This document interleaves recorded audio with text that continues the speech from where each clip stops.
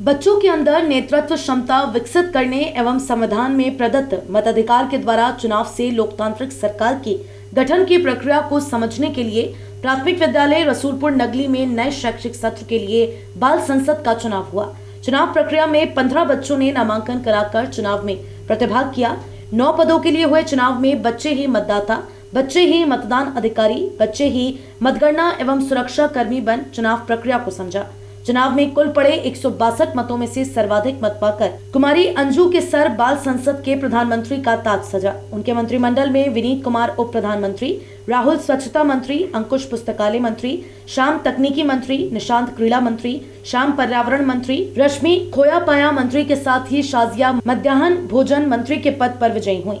सभी विजयी प्रत्याशियों को प्रधानाध्यापक डॉक्टर हरनंदन प्रसाद ने बताया कि इस नवाचार से बच्चों के अंदर नेतृत्व क्षमता के साथ ही अपने दायित्वों के निर्वहन करने की सीख के साथ चुनावी संवैधानिक प्रक्रिया समझकर आगे चलकर अच्छे लोकतंत्र के निर्माण में अपनी भूमिका का पालन करेंगे।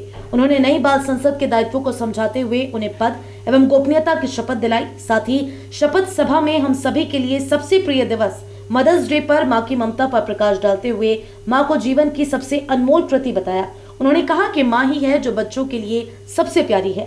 बच्चों को उनका कहना मानने की सीख दी गई। चुनाव अधिकारी रामचंद्र ने बताया कि चुनाव प्रक्रिया में सभी बच्चों ने उत्साह के साथ प्रतिभाग कर मतदान किया। बाल संसद के गठन प्रक्रिया में विद्यालय के शिक्षक जोगेंद्र सिंह, मुकेश सिंह, रामचंद्र, प्रमोद कुमार, विकास कुमार, अंजलि सांगवान के साथ ही स्कूली बच्चे रानी, आलिम, शाजिया, हरस्वरूप, प्रीति, रिया, तन्वी शर्मा, जितेंद्र आदि ने सहयोग किया। नेतृत्व क्षमता के विकास एवं उत्तर संवर्धन हेतु आज प्राथमिक विद्यालय रसूलपुर नंगली के में शैक्षिक सत्र 2022-23 के तहत बाल संसद का चुनाव किया गया। चुनाव में बच्चे ही मतदाता थे, बच्चे ही मतदान अधिकारी, बच्चे ही पीठासीन अधिकारी, बच्चे ही सुरक्षाकर्मी और बच्चों के द्वारा ही अपनी सरकार का गठन किया गया।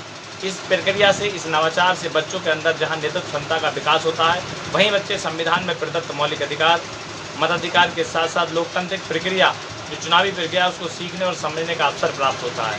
क्योंकि जब वो 18 वर्ष के होंगे, एक अच्छे नागरिक बनने का काम करेंगे, तब चुनाव की लोकतांत्रिक प्रक्रिया में जब वास्तविक रूप से प्रतिभाग करेंगे, तब उनको एक अच्छे राष्ट्र के निर्माण में अपनी महती भूमिका निभाने का काम करेंगे। इस प्रक्रिया से, इस बाल संसद के चुनाव से बच्चे अपने दायित्वों का बोध उन्हें समझ आता है और साथ में निर्वाह करने की उन्हें सीख मिलती है और नेतृत्व भावना बच्चों के अंदर विकसित होती है।